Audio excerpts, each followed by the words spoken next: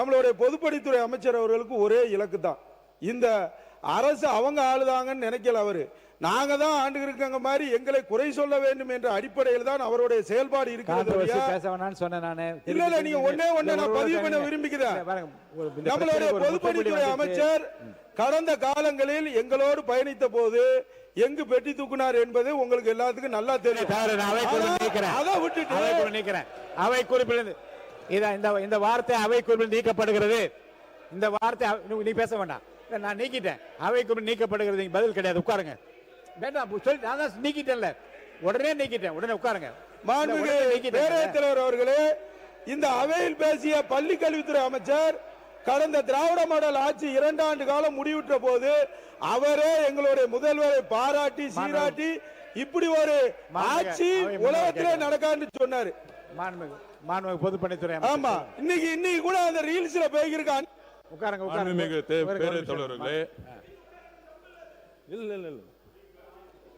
அவை குறிப்பில் எடுத்துட்டேன். என்ன வேணா பேசட்டும். இல்ல அவை இல்ல அந்த வார்த்தை அவை குறிப்பில் நான் நீக்கிட்டேன், உடனே நீக்கிட்டேன். ஒரு நிமிஷம்.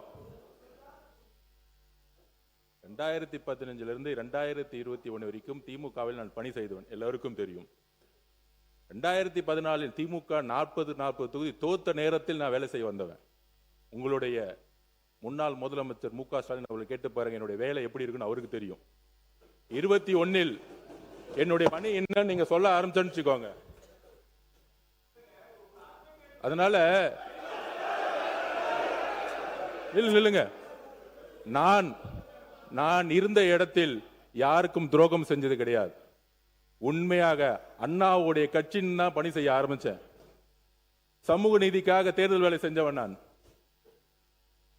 அப்ப 2021 திரு மு.க. ஸ்டாலின் அவர்கள் கேளுங்க, என்னோட பணி என்னன்னு தெரியும். பெட்டியை தூக்குனது யாருன்னு நான் சொல்ல ஆரம்பிச்சேன்னு வச்சுக்கோங்க, உங்க அப்பா கிட்ட தான் கேட்கணும் எல்லாத்தையும். அதனால நீங்க பேசக்கூடிய வார்த்தைகள், இங்க செய்ய சொல்லக்கூடிய வார்த்தைகள் மானிய கோரிக்கை பத்தி பேசணும்னு சொன்னோம். அவர் சொன்னாரு கவர்மெண்ட் பத்தி சொன்னார், எங்க கவர்மெண்ட் பத்தி சொன்னாரு, பதில் சொல்லிட்டேன். திருப்பியும் சொல்றேன், 6 வருஷத்துல என்ன நடந்துச்சுன்னு சொல்ல ஆரம்பிச்சோன்னா வேண்டாம், அது உங்களுக்கு நல்லது இல்ல. உறுப்பினர் நீங்க வார்த்தைகள் இந்த வார்த்தைகள் விட வேண்டாம். உறுப்பினர் உட்காருங்க, இந்த வார்த்தைகள் விட வேண்டாம். போதும். உறுப்பினர் நான் பணி செஞ்சு முடிஞ்ச வரைக்கும் அமைச்சர் நீங்க நான் பணி செஞ்சு முடிக்கிற வரைக்கும் என்னுடைய வேலையை முடிச்சுட்டு நான் அடுத்த வேலைக்கு வந்துட்டேன். அதனால ஆதவச்சனா யார்கிட்டயும் பெட்டி தூக்கல, யார் வந்து யார்கிட்ட பெட்டி தூக்குனாங்கன்னு சொல்ல ஆரம்பிச்சிட்டோம்னா நீங்க தாங்க மாட்டீங்க. அமைதியா உங்களுடைய மானிய கோரிக்கை பத்தி பேசுங்கன்னு நான் சொல்ல வரேன். உறுப்பினர் ராஜா கொஞ்சம் ராஜா அவர்கள் அவையிலே இருக்கின்ற உறுப்பினரை பற்றி நீங்கள் குற்றச்சாட்டை சொல்லுகிற போது அவர் பதில் சொல்ல வேண்டிய கட்டாயம், அதனால வந்து விரும்பத்தகாத வார்த்தை வந்து அவையில இருக்காதவங்களை பத்தி தான் நம்ம பேசக்கூடாதுன்னு நினைக்கிறேன். இல்ல இருக்கிறவங்களை பத்தி கூட உங்க விஷயத்துக்கெல்லாம் பேச முடியாது, அப்படிலாம் அனுமதிக்க முடியாது. அதனால தான் அவை குறிப்பில் நான் நீக்கிவிட்டேன். அவை குறிப்பில் நீக்கப்பட்ட பிறகு நீங்க அதை பற்றி பெரிதாக பதில் சொல்வதும் தேவையில்லை. ஆமா இல்ல அமைச்சர் கூலா இருக்கும், இப்படிதான் நீங்களே எங்களை டென்ஷன் ஆகி கொடுத்த பிறகு நாங்க பேசுறதுக்கு தானே வந்திருக்கோம். தனிப்பட்ட குற்றச்சாட்டுலாம் தவிர்த்து விடுங்கள். இன்னொன்னு பேரவைத் தலைவர்களே, உங்களுக்கு அல்ல அவைக்கே நான் சொல்லுகிறேன். பேரறிஞர் அண்ணா ஒரு முறை கேட்டால் எதிர்க்கட்சியும் ஆளுங்கட்சியும் எப்படி இருப்பது என்று. எதிர்க்கட்சிகள் வாளோடு தான் வருவார்கள், ஆனால் வாளோடு வருகின்ற எதிர்க்கட்சியை ஆளுங்கட்சியினர் கேடயமாக தான் தடுக்க வேண்டுமே தவிர அவர்களும் வாளை எடுக்கக்கூடாது என்று சொன்னார்கள். அதை நான் நினைவுபடுத்துகிறேன். உங்களை பொறுத்த வரைக்கும் உங்களை போயுங்க உங்களை என்ன பய உண்மை இல்லை உறுப்பினர் சொல்றாரு, இல்லை உறுப்பினர் அமைச்சர் சொல்றாரு முல்லை முள்ளால தான் எடுக்க வேண்டும், அது எங்களுக்கு தெரியும் என்று சொல்கிறார். ஹலோ, நம்மளுடைய மாண்பு உறுப்பினர் முருகன், நீங்க வந்து கருத்தை மட்டும் சொல்லுங்க.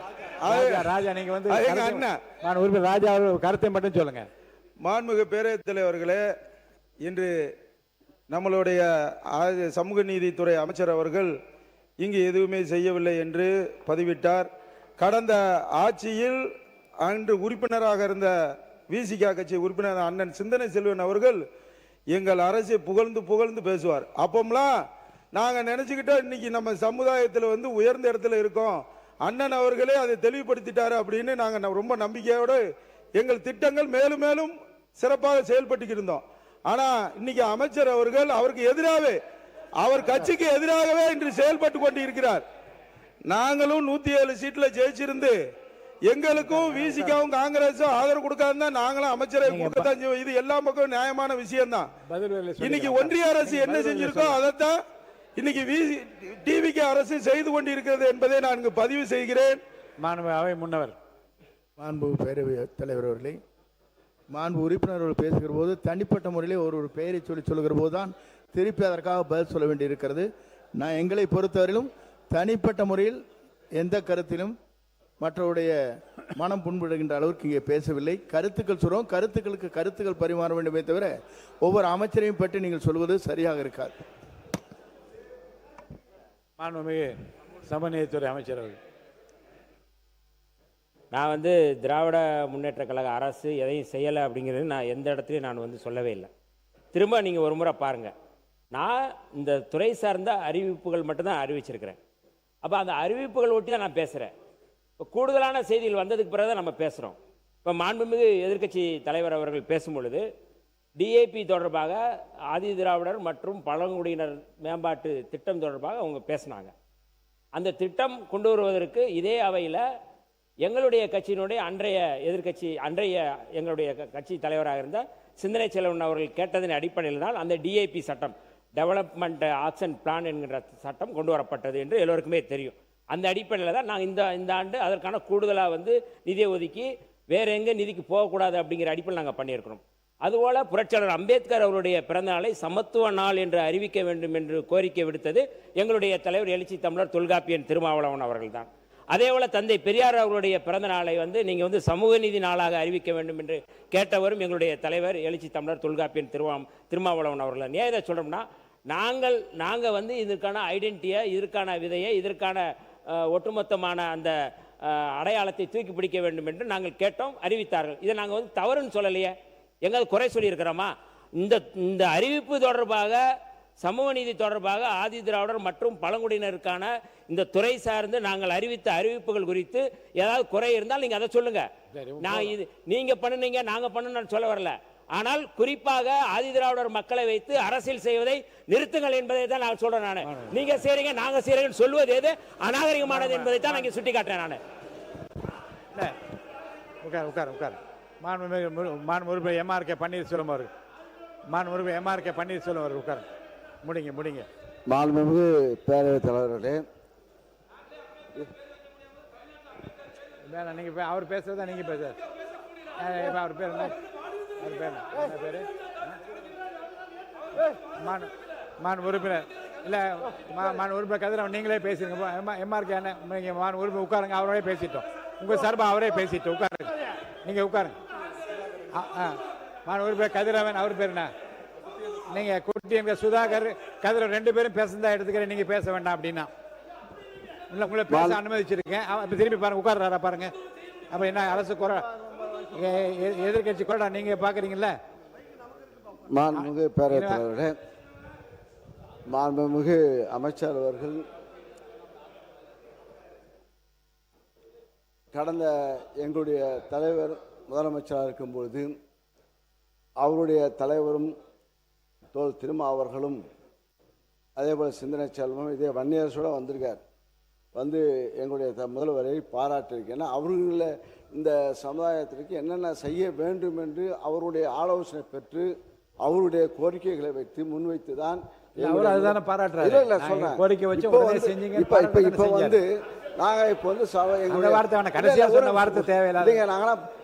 எங்க பகுதியில் சொல்றேன்.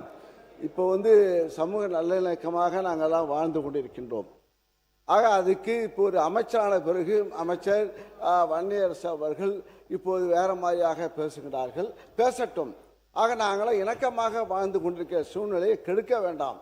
ஏன்னா இதெல்லாம் நாங்கள் உறுதி அளித்து தான் நாங்கள் அவருக்கு நாங்கள் தேர்தல் பணியாற்றினோம். வெற்றி பெற்று இங்கே அமைச்சராக அவர் வங்கியிருக்கின்றார். விஷ்ணுவாதன் சொல்றார்.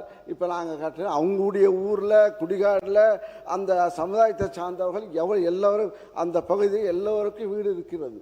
எல்லாம் மாடி கட்டிடம் தான் எல்லாம் வீடு கட்டி கொடுத்திருக்கின்றோம்.